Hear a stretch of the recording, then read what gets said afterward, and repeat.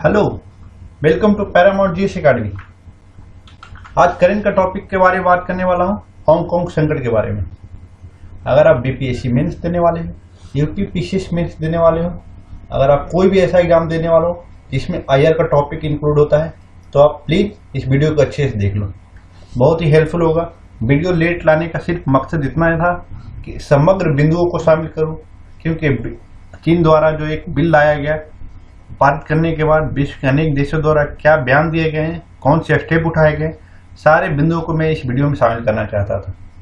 Video थोड़ा लंबा है, लेकिन समग्र बिंदु को आप यहाँ पाएंगे। अगर आप इसे पढ़ लेते हैं, पढ़ भी लेंगे, एक बार सुन लेंगे, तो आप एग्जाम में अच्छे से लिख पाएंगे। चलिए देखते हैं। ये पिक देखिए, ये है डोनाल्ड ट्रंप जी, बहुत एग्रेशन में है।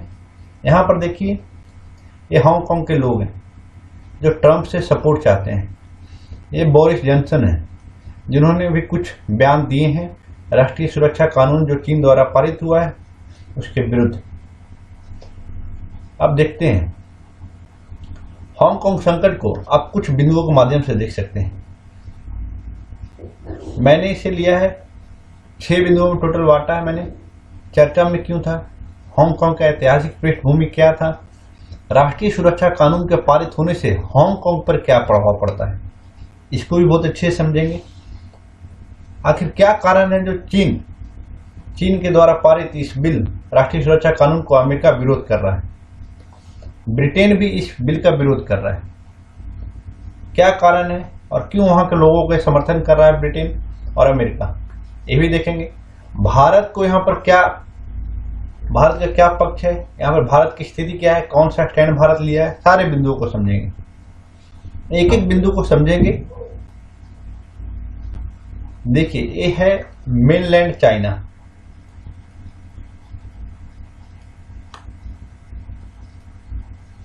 यहां देखिए हांगकांग हल्का सा रेड दिख रहा है। आप प्लीज एटलस का बुक में मैप को अच्छे से देख लीजिएगा, इससे आपको समझ में आएगा कौन सा सी कहां पर है और किस तरह से हांगकांग इंपॉर्टेंट है। एक तरह से अगर ऐसा देखेंगे, ये हांगकांग है इस तरह से, तो आप इसको अच्छे से समझिएगा। और यहां पर देखिए शी जिनपिंग जी हैं, मैप है चाइना का, ये है हांगकांग का। अब सवाल मन में आया होगा कि देश तो चीन के अंदर में है हांगकांग, फिर 2 झंडा क्यों, इसके बारे में बहुत अच्छे से बात करेंगे। चलिए देखते हैं इस चर्चा में क्यों था। देखिए, हाल ही में चीन की संसद द्वारा राष्ट्रीय सुरक्षा कानून एक बिल था, उसको पारित किया गया। अभी पारित कर दिया गया है। पहले ये था कि पारित नहीं हुआ था, कई बार कोशिश किया गया था, लेकिन विरोध के कारण वापस ले लिया जाता था, लेकिन इस बार इस बिल को पारित कर दिया गया। अब चीन की सरकार को क्या होगा बिल पारित हो जाने से, हांगकांग में एक एक बिंदु का पकड़ना है। हांगकांग में राष्ट्रीय सुरक्षा एजेंसी, जो चीन की जो सुरक्षा एजेंसियां हैं, वो अब अपना क्या करेगी, केंद्र स्थापित कर सकती हैं। केंद्र स्थापित करने से क्या होगा, जो चीन के विरुद्ध या क्यों कहें कि चीन का अगर किसी भी तरह से अपमान करता है, कोई भी संगठन हो, कोई भी व्यक्ति हो, उसके ऊपर इन केंद्रों के माध्यम से शिकंजा कसेगा। और देखते हैं अब चीन की एजेंसियां क्या है। अब चीन की एजेंसियां क्या करेगी, हांगकांग में अपना केंद्र स्थापित कर लेगी, और जैसा मैंने बताया अब क्या करेगी, विदेशी हस्तक्षेप पे ध्यान रखेगी। चीन के विरुद्ध अगर कोई आवाज उठा रहा है तो उसकी पहचान करेगा। आपको पता होगा कि मेनलैंड जो चाइना है, उसमें अगर सरकार के विरुद्ध कोई भी आवाज उठाता है तो उसे गायब कर दिया जाता है, चाहे उसे कोई ना कोई केस में फंसा के जेल में डाल दिया जाता है। इस तरह की चीजें चीन में होती है, लेकिन यहाँ पर हांगकांग में स्वतंत्रता है, लोकतंत्र है, वहां पर व्यक्तिगत स्वतंत्रता दी गई है, सरकार के विरुद्ध आवाज उठाने की शक्ति दी गई है। अब एक चीज और क्या है, अंकुश लगाने की बात की जा रही है। टोटल इतना समझना आपको कि चीन कह रहा है कि मेरा राष्ट्रीय सुरक्षा कानून जो बिल है सिर्फ इसलिए लाया जा रहा है ताकि इस क्षेत्र में कोई विदेशी हस्तक्षेप न हो, चीन के विरुद्ध कोई आवाज उठाने वाले कोई ऐसा संगठन न हो, व्यक्ति न हो जो चीन के विरुद्ध एक माहौल पैदा करे। कोई ऐसा आतंकवादी समूह रहेगा तो उस पर हम अंकुश लगाएंगे इसके माध्यम से। और समझते हैं, ये तो बात कर रहा है चीन। अब विश्व के अन्य देश क्या इसके बारे में सोचते हैं उसके बारे में हम चर्चा करेंगे। लेकिन अब हांगकांग की बात हो रही है तो सबसे पहले समझेंगे कि हांगकांग की ऐतिहासिक पृष्ठभूमि क्या है। इसको समझने के लिए सबसे पहले हमें चलना पड़ेगा 1842 में। ये आपको भी ध्यान में रखना है। चीनी राजवंश के साथ प्रथम अफीम युद्ध हुआ था ब्रिटिश का। इसमें क्या हुआ, चीनी राजवंश क्या हुआ, हार गया। अब इसके कारण क्या हुआ, चीन ने ब्रिटिश साम्राज्य को हांगकांग जो द्वीप है उसको सौंप दिया। फिर आगे चल के 1898 में क्या होता है, चीन और ब्रिटेन के बीच एक संधि होता है। क्या होता है, संधि होता है। इसके माध्यम से क्या होता है, हांगकांग को 99 साल के लिए लीज पर ले लेता है ब्रिटेन। कौन दे देता है, चीन दे देता है इस संधि के माध्यम से। तो यूं समझिए कि 1842 के बाद से लेके 1998 के बाद जो संधि हुआ उसके 99 वर्ष तक ये ब्रिटेन का एक भूभाग बन के था। अब यहाँ पर देखेंगे, अब यहाँ पर देखिएगा, हम यहाँ बोल रहे हैं अब यह ब्रिटिश सरकार का भूभाग है। अब से मतलब यहाँ क्या है, 1997 1 जुलाई 1997 तक, जिसे हम आगे समझेंगे। अब देखेंगे आप कि जैसे ये संधि हो जाता है उसके बाद 20वीं शताब्दी में आपको क्या मिलेगा कि कई क्षेत्रों से जो लोग शरणार्थी थे उनका आगमन कहाँ हुआ, हांगकांग में हुआ। अब जब आगमन हुआ तो उसमें आप देखा गया कि सबसे ज्यादा जो लोग दिखे वो चीन के थे वहां पे। अब क्या हुआ, अब चीन के थे और धीरे धीरे क्या हुआ, विश्व के अनेक भागों से जो शरणार्थी थे वो आ रहे थे। तो यहाँ की क्या हुआ, जनसंख्या धीरे धीरे क्या हो गई, बढ़ गई। और बढ़ने के कारण क्या हुआ, एक तरह से हांगकांग क्या हुआ, एक विनिर्माण का केंद्र बन गया। अब विनिर्माण का केंद्र बनना किसी भी देश का एक ऐसा रूप है जो अर्थव्यवस्था के रीढ़ के रूप में काम करता है, और जिसकी रीढ़ मजबूत होती है वो बहुत अच्छे से रन कर सकता है। और इसी का असर था कि 1970 में आप देखेंगे, 1970 के दशक में आप देखेंगे कि हांगकांग पूरे एशिया का एक आर्थिक शक्ति के रूप में उभरा और ठीक है। और इस तरह क्या हुआ, 1997 तक आप देखेंगे कि हांगकांग क्या था, किसका भाग रहा, ब्रिटिश सरकार का। ब्रिटिश सरकार का रहा, क्योंकि ब्रिटिश सरकार ने यहां पर क्या किया था, हांगकांग में एक लोकतांत्रिक सरकार गठन करने में बहुत ही अहम रोल निभाया था। और आप देखेंगे कि 1997 में एक चीन को सौंप दिया गया था। आपको इसका एक चीज और बता दूं, इसके पहले 1997 के पहले क्या हुआ था कि एक चीनी और ब्रिटिश संयुक्त घोषणा पत्र आया था। उसके परिणाम ये था कि एक बेसिक लॉ बना। बेसिक लॉ के माध्यम से ही सारे अधिकार दिए गए हांगकांग को। अब जो चीन जो शासन करता है हांगकांग पे, वो बेसिक लॉ के माध्यम से ही करता है। आपको अच्छे से समझना पड़ेगा, बेसिक लॉ के माध्यम से करता है। और बेसिक लॉ में क्या प्रावधान किए गए हैं वो सारे समझेंगे। बेसिक लॉ यहाँ पर इंपॉर्टेंट होता है। अब यहाँ पर क्या होगा, ये बिंदु आपको ध्यान में रखना है। 99 ईयर के लिए जो लिया गया है ये बिंदु आपको ध्यान में रखना है। और कब लिया गया था, 1898 के संधि का परिणाम था। तो ये 1842, 1898, 1970 का दशक भी याद रखना, क्योंकि एशिया में वो आर्थिक शक्ति के रूप में उभरा। 1984 इसलिए याद रखना क्योंकि इसी समय में क्या आया, बेसिक लॉ की कॉन्सेप्ट आया। और बेसिक लॉ में प्रावधान था कि चीन इसके माध्यम से हांगकांग पर शासन करेगा। अब देखिए 1 जुलाई 1997 को एक देश दो व्यवस्था, 1 कंट्री 2 सिस्टम का सिद्धांत आया। अब हांगकांग क्या हुआ, किसके हाथ में चला गया, मेनलैंड चाइना के पास। लेकिन इसे चीन को सौंपने से पहले एक शर्त था कि हांगकांग को एक विशेष क्षेत्र के रूप में घोषित किया जाए। विशेष क्षेत्र के रूप में घोषित किया जाए से क्या मतलब है कि जब ये हांगकांग जो है ब्रिटिश से उपनिवेश से मुक्त होता है तो उसे एक शर्त के साथ मुक्त करता है और विशेष क्षेत्र को घोषित करने की बात करता है। और विशेष क्षेत्र में क्या है, उसको क्या मिलेगा, शर्त क्या थी। अब हांगकांग को दिया गया कुछ विशेष अधिकार, जैसे उसका अपना झंडा होगा, अपनी मुद्रा होगा, अपना पासपोर्ट होगा, वीजा देने की शक्ति होगी, न्यायिक शक्तियां होगी, प्रशासनिक कार्य करने की शक्ति होगी, आर्थिक क्रियाकलाप करने की शक्ति होगी। इसके लिए हांगकांग पूरी तरह स्वतंत्र है, इस पे चीन दबाव नहीं डाल सकता था। लेकिन विदेशी और रक्षा का विषय किसके पास था, मेनलैंड चीन के पास।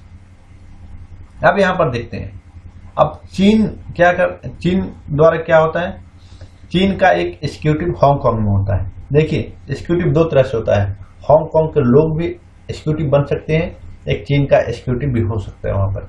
लेकिन यहाँ पर क्या आता है कि जो चीन का जो एग्जीक्यूटिव होता है उसके चुनने में इसी चीन की भूमिका बहुत अहम होती है। इसके बारे में आगे देखेंगे, कनेक्ट करना है आपको। और एक चीज और, वर्तमान में भी क्या है, आपको अगर चीन से हांगकांग जाना है तो क्या लेने की जरूरत पड़ेगा, आपको यहाँ परमिट लेने की जरूरत पड़ेगा।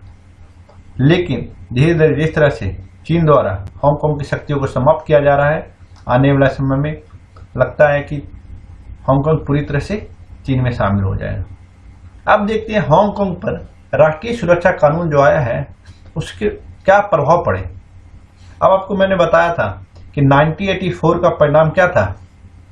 1984 में चीन और ब्रिटिश का क्या हुआ था, चीन और ब्रिटिश का एक संयुक्त घोषणा पत्र लॉन्च हुआ था। उसी में बेसिक लॉ का कॉन्सेप्ट सामने आया था। बेसिक लॉ क्या है, एक तरह से लघु संविधान है जिसके माध्यम से चीन क्या करता है, शासन करता है। और इसी में एक व्यवस्था है, इसी में जो क्या है व्यवस्था, एक देश दो व्यवस्था, यानी वन नेशन टू सिस्टम का सिद्धांत इसी में। अब आगे देखते हैं, आपको मैंने बताया था, अभी भी बताया हूं कि बेसिक लॉ का जो 1984 में आया था, चीन ब्रिटिश संयुक्त घोषणा पत्र का परिणाम था। अब इसमें क्या एक बात सामने आई थी कि चीन की सरकार के द्वारा, अब क्या हुआ, ब्रिटिश सरकार और चीन सरकार के बीच में जब ब्रिटिश गवर्नमेंट चीन को हांगकांग दे रहा था, उस समय एक शर्त था कि 50 वर्ष की अवधि के लिए जो उसकी नीतियां होगी, जो विशेष बात किया जा रहा था, इसको विशेष दर्जा देना है, विशेष प्रशासनिक दर्जा देना है इसको एसएआर बोलते हैं, रीजन घोषणा, स्पेशल एडमिनिस्ट्रेटिव रीजन, इसको घोषित करने की बात की गई थी। उसी में क्या था, मैंने जो पीछे बात की थी, उदार नीतियां होंगी, शासन प्रणाली, न्यायपालिका, व्यक्तिगत स्वतंत्रता, ये सारे मुद्दे होंगे जो मैंने पीछे बताए हैं।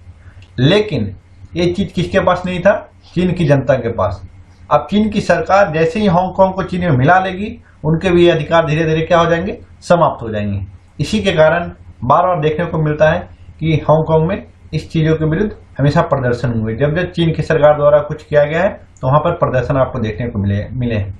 देखिए 28 मई को एक बिल पारित कर गया है 2020 को, तो चीन की संसद द्वारा पारित हो गया राष्ट्रीय रक्षा कानून, सुरक्षा कानून। अब हांगकांग की स्वतंत्रता तो यहाँ पर कम हुई ही, साथ ही ब्रिटेन के साथ जो संधि हुई थी कि 50 वर्ष तक उसको विशेष क्षेत्र के रूप में उसको घोषित किया जाएगा, तो उसका भी उल्लंघन है। आप देख सकते हैं कि यहाँ पर भी उल्लंघन कर दिया। और चीन इसके पहले भी कई बार कोशिश किया इस तरह के बिल लाके हांगकांग की शक्तियों को कम करने का। आपको बता देख लीजिए आप, इस तरह के बिल पहले भी लाने का प्रयास की गई चीन की सरकार द्वारा, लेकिन हांगकांग में भारी विरोध के कारण क्या हुआ, बिल को वापस ले लिया गया। अब डालते एक नजर विरोध प्रदर्शन पे। देखिए एक एक चीज को आपको समझा रहा हूं, कैसे कैसे बढ़ा है, कैसे विरोध प्रदर्शन में कनेक्ट करना है आपको।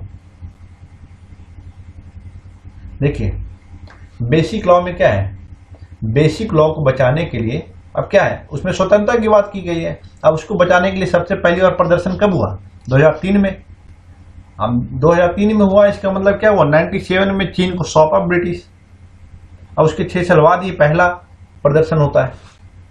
अब 2009 में देखिए राष्ट्रीय सुरक्षा कानून लाने की कोशिश की जाती है। देखिए अभी कहाँ है, 2009 में लाने की कोशिश किया गया था, लेकिन विरोध प्रदर्शन हुआ और इस तरह से बिल वापस हो गया।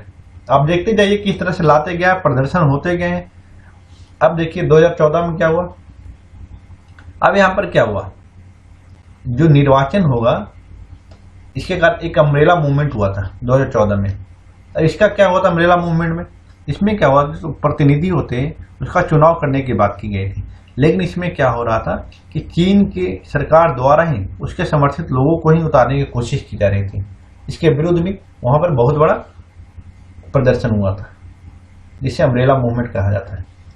अब देखिए 2017 में क्या हुआ, वही चीज है कि हांगकांग की सरकार द्वारा लोगों को भरोसा दिया गया कि उसे अपना निर्वाचन स्वयं कर सकेंगे।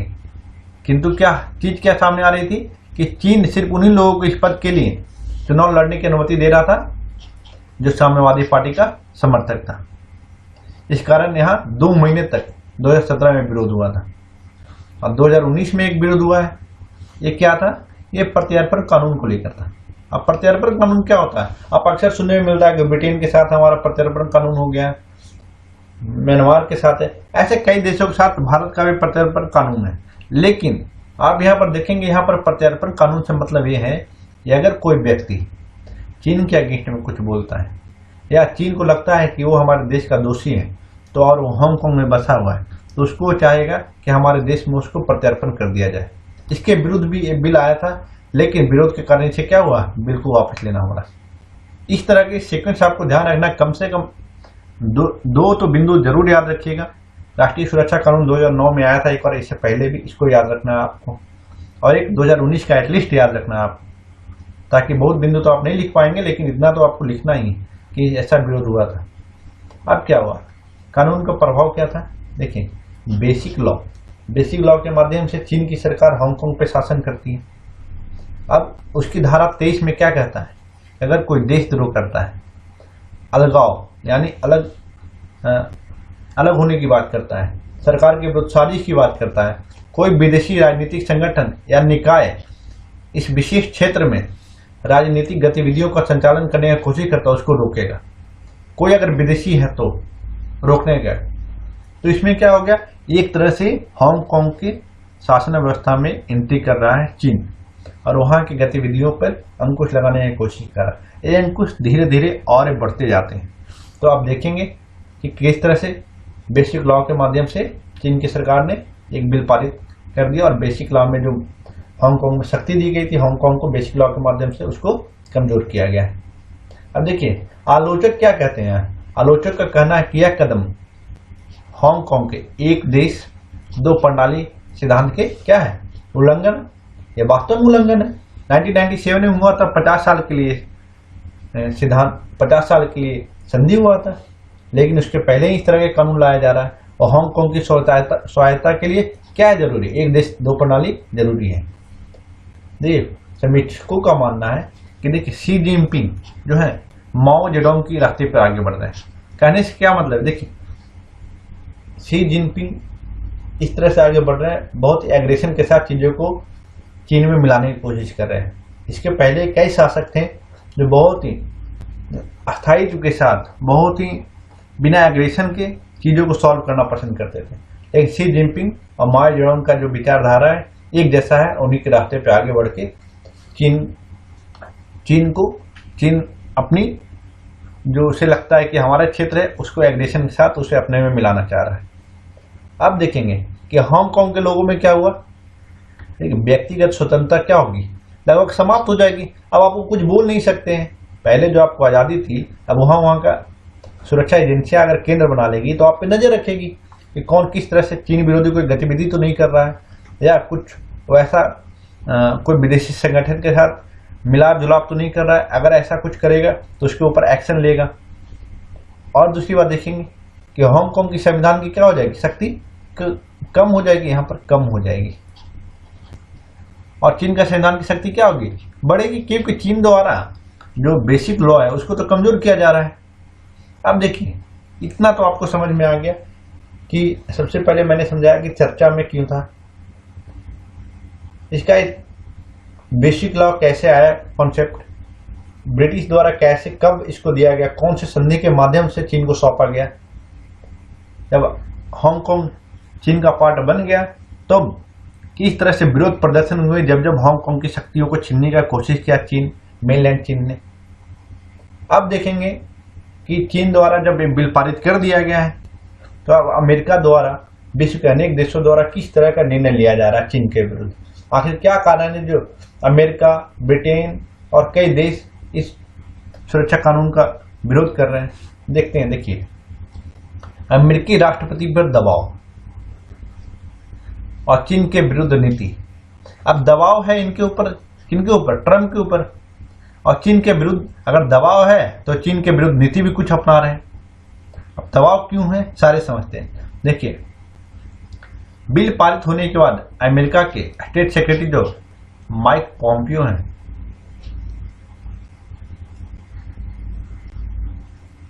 हाँ यहाँ लिखा हुआ है, माइक पॉम्पियो द्वारा अमेरिकी संसद में क्या हुआ, बताया गया कि हांगकांग अपनी क्या हो रही है, स्वायत्तता खो रही है, खो चुकी है और चीन द्वारा हांगकांग को अनेक्स कर लिया जाएगा। अब मतलब क्या हुआ कि जिस तरह से राष्ट्रीय सुरक्षा कानून लाया गया है वो धीरे धीरे हांगकांग की क्या कर रही है, स्वायत्तता को खत्म कर रही है और आगे आने वाले समय में क्या होगा, वो चीन द्वारा अपने क्षेत्र में पूरी तरह से मिला लिया जाएगा, उसकी सारी स्वतंत्रता को खत्म कर लिया जाएगा। अगर अभी देखेंगे कि चीन की वर्तमान स्थिति क्या है, अमेरिका की वर्तमान स्थिति क्या है, तो आप देखेंगे कि कोरोना का कारण क्या है, वहां लगभग 1 लाख लोगों की मृत्यु हो चुकी है, वहां की स्थिति अभी खराब है। दूसरी ओर देखेंगे कि विश्व के सभी देश जहां जहां कोरोना फैला, आपको मालूम है कि विश्व के अनेक देशों में महामारी फैला हुआ है। इस तरह हर देश के जो शासक है पहले अपने नागरिकों की सुरक्षा करना चाह रहे हैं और वो अपने देश में व्यस्त है। ऐसे समय में चीन द्वारा एक बिल को पारित किया गया है ताकि कोई देश बहुत पुख्ता रूप से चीन का विरोध न कर पाए। और आप देखेंगे कि अमेरिका में भी होने वाला है राष्ट्रपति चुनाव। अब चीन द्वारा इस समय बिल पारित करने के पीछे जो कारण है, जो ऊपर लिखा है वही है। कहने का कारण सही स्थिति समय था चीन द्वारा इस बिल को पारित करना, ताकि विश्व पूरी तरह से चीन पर दबाव न बना पाए। अभी जो आप देखेंगे मुख्य रूप से ब्रिटेन और अमेरिका ही सामने आया है इस बिल के विरोध में। मुख्य रूप से कई देशों ने इसका विरोध किया है, लेकिन खुल के इतना नहीं किया है जितना चीन और ब्रिटेन द्वारा किया जा रहा है, अमेरिका और ब्रिटेन द्वारा किया जा रहा है। अब समझेंगे आगे इसका। अब देखिए, पहले आप समझना, अब एक चुनाव को समझते हैं। अमेरिका में होना है चुनाव। ट्रंप के विरुद्ध कौन है? जो बिडेन है, जो डेमोक्रेटिक पार्टी के उम्मीदवार है। अब ये ऑब्वियस चाहेंगे कि ट्रंप के पास कुछ ऐसे मुद्दे मिल जाए ट्रंप के अगेंस्ट में, ताकि जब हमारा डिबेट हो तो मैं ट्रंप पे भारी पड़ जाऊं। तो जो बिडेन के पास यही चीज हाथ लगा है। देखिए अब क्या हुआ, चीन के इस कदम से ट्रंप पर कहीं ना कहीं दबाव बढ़ाने का प्रयास करेंगे। अब कौन करेंगे? जो बिडेन ऐसा करेंगे।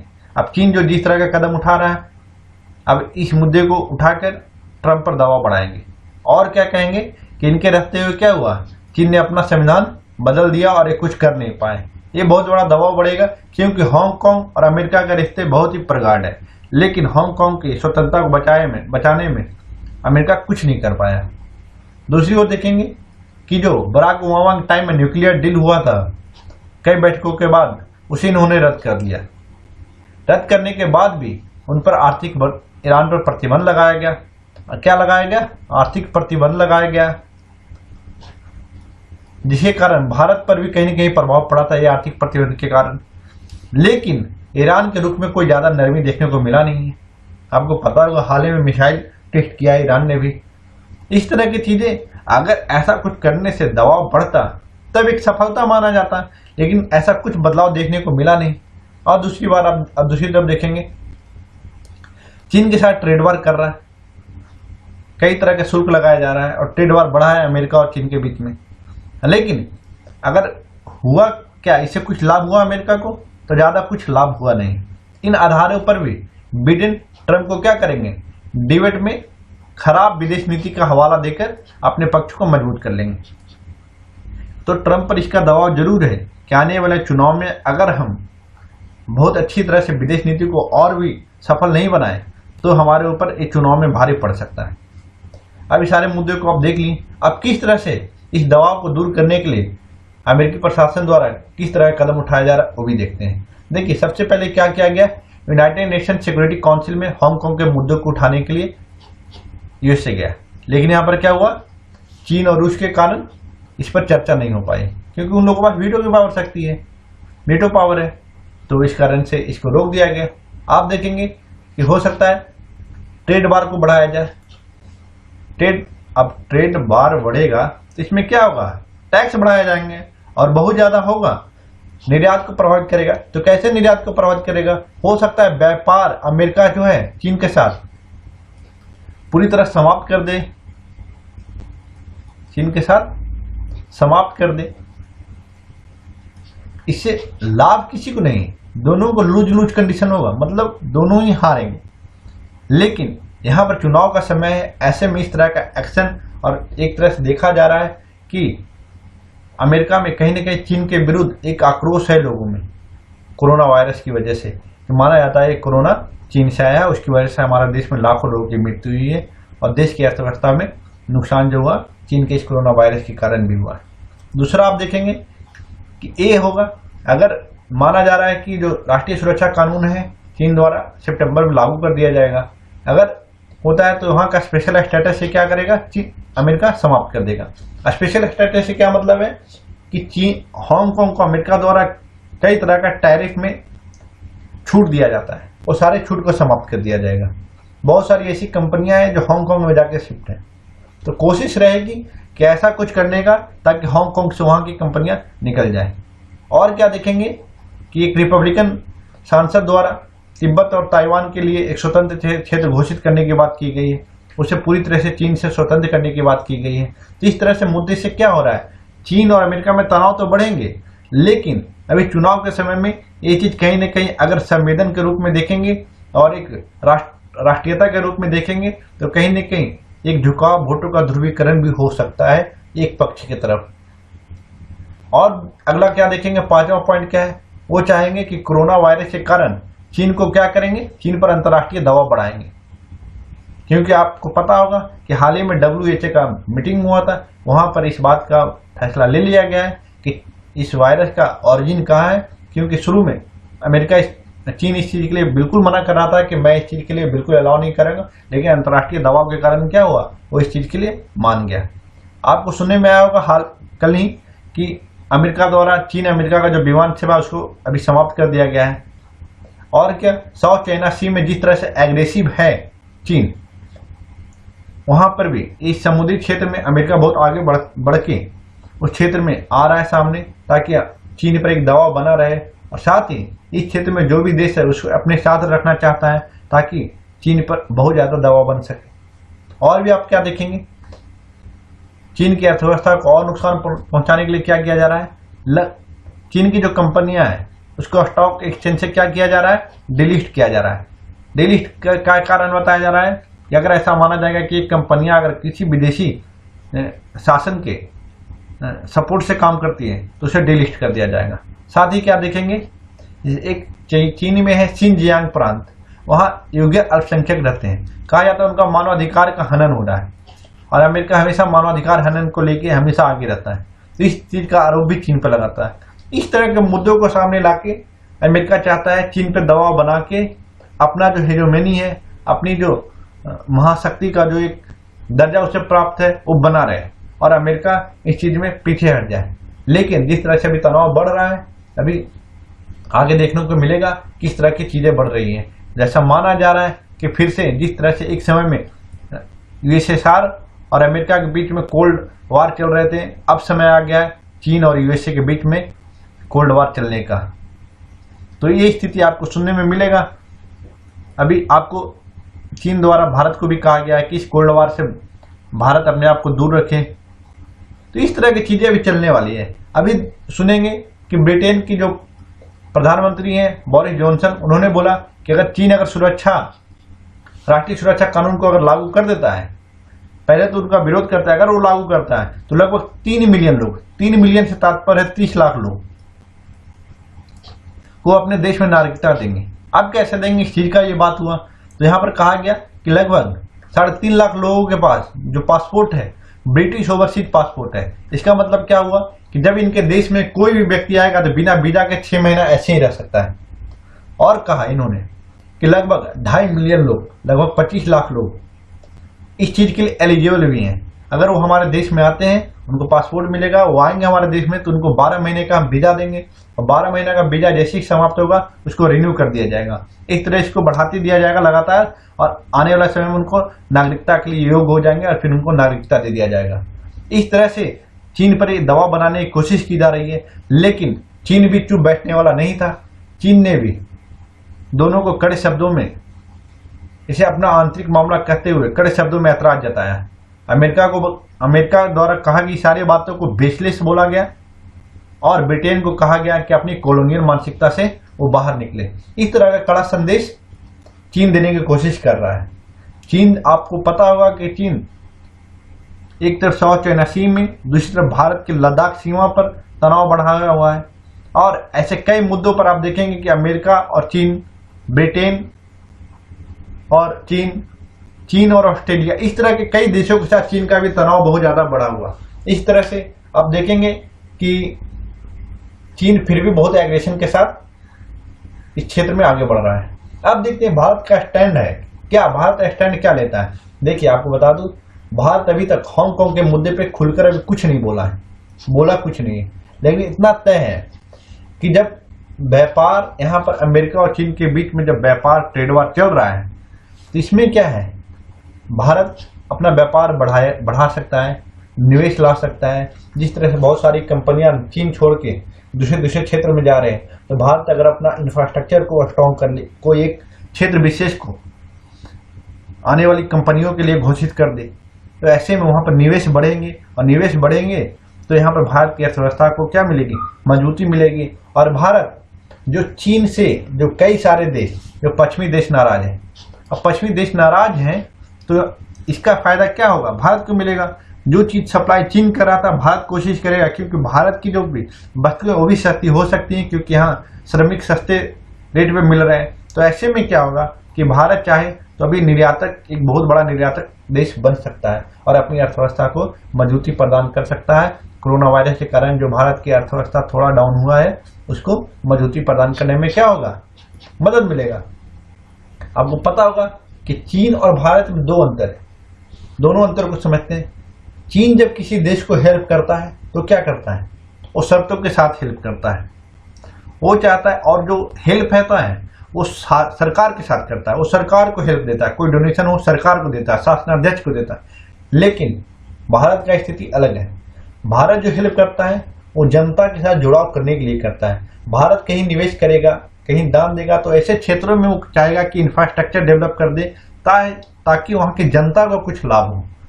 और इस तरह से क्या होगा, पीपल टू पीपल कॉन्टेक्ट बढ़ते हैं, और इस तरह से ट्रैक टू के माध्यम से लोग जुड़ेंगे। और दूसरी बात, जब वहां की जनता किसी एक देश का दूसरे देश की जनता से जुड़ते हैं, वहां मिलाप होता है, तो वहां पर संबंध प्रगाढ़ होते हैं। यहाँ पर आप देखेंगे कि इस कोरोना महामारी के समय में भारत लगभग 140 देशों में दवाई और मास्क और सैनिटाइजर, कई सारी चीजों को सप्लाई किया है, पीपीई किट को सप्लाई किया है। और ऐसा भी कहा जा रहा है कि 43 देशों में इन्होंने पूरी तरह से मुफ्त सेवाएं दी है, जिनको बहुत जरूरत थी। छोटे देशों में जहां अपने अर्थव्यवस्था जिनकी कमजोर थी, उनको भारत ने सहायता दिया है। इस तरह से भारत कहीं न कहीं अन्य देशों के साथ संबंधों को मजबूत कर रहा है। और अगर पैसे की बात ना देखा जाए तो भारत की छवि है, अगर छवि की बात किया जाए तो भारत चीन की तुलना में भारत की छवि बहुत ही ज्यादा अच्छा है। अभी समय है कि भारत अपनी व्यापार और निवेश को बढ़ाए।